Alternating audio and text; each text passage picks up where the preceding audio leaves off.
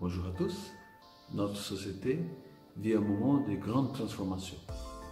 Nouvelles formes de communication, nouvelles formes d'échange, nouveaux rapports de l'homme avec le temps. Et l'Église n'échappe pas à toutes ces transformations. Comment concilier alors les structures traditionnelles de l'Église fondées sur la paroisse et son territoire avec cette nouvelle société?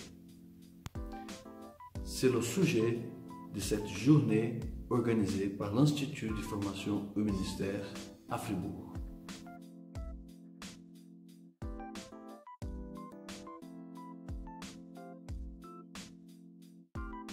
On constate depuis quelques décennies dans ces pays de vieille chrétienté qu'on est en train de passer subtilement d'un christianisme d'héritage qui a été reçu et qu'on assumait d'une manière ou d'une autre, au moins culturellement.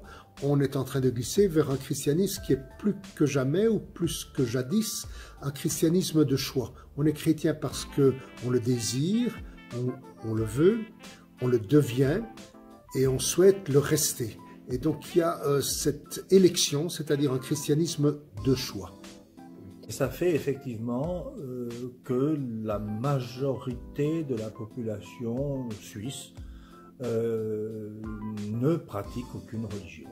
Voilà, si vous voulez, cet athéisme de masse qui est plutôt une indifférence de masse. Il faudrait renoncer à avoir des lieux où il n'y a presque plus personne et où ça ne fait envie à personne.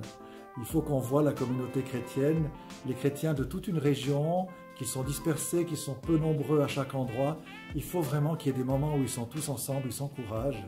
Et ça va encourager les jeunes aussi. Sinon, ce n'est plus que des petits restes et ça n'encourage personne. Je crois qu'il faut, c'est mon intuition, il faut que la communauté chrétienne puisse à nouveau être rassemblée.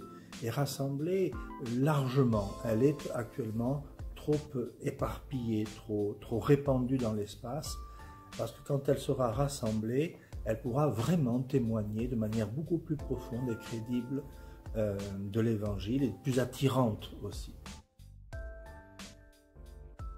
La territorialisation tendait à un quadrillage complet du territoire en paroisses.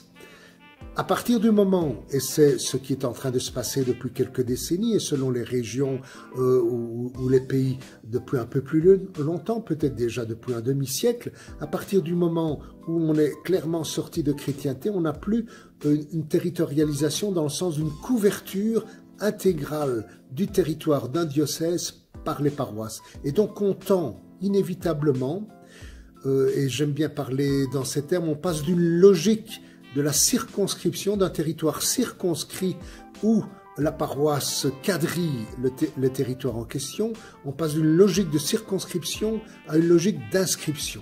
L'église est là où sont les baptisés, la paroisse est là où sont les paroissiens. Et cette logique d'inscription, elle peut être aussi qualifiée d'un devenir de pôles paroissiaux. Donc c'est autour d'une église, l'église principale, un lieu source, que les chrétiens d'un ensemble qui peut-être précédemment en terre chrétienne, jadis en chrétienté, étaient vraiment paroissialisés avec des territoires qui étaient complètement couverts par des paroisses, avec chaque paroisse non seulement l'église, mais le curé et l'assemblée dominicale. Eh bien cette évolution qui nous a fait quitter ce paysage habituel pendant de longs siècles nous amène à des pôles paroissiaux, ou des lieux sources, des lieux où se regroupe d'une certaine façon l'assemblée du dimanche, où se manifeste en quelque sorte la présence d'une communauté chrétienne, non seulement qui prie, mais qui échange, qui partage, qui réfléchit, et aussi un rayonnement de la diaconie à partir de ces lieux-là. Voilà, c'est dans ce sens-là que je parle volontiers de lieux sources, de pôles paroissiaux. Et je crois que compte tenu de la mobilité de nos contemporains, le territoire n'est pas ce qui rassemble le plus, puisqu'on change souvent de métier, donc de logement, etc. Et qu'on se déplace plus facilement en train, en voiture, qu'on communique plus loin et plus facilement avec toutes les nouvelles technologies. Je crois que le nouveau mode de fonctionnement de nos contemporains est plutôt un mode en réseau, plutôt que lié à un territoire. Et il faut introduire, me semble-t-il, dans le mode de fonctionnement de la communauté chrétienne, ce fonctionnement en réseau.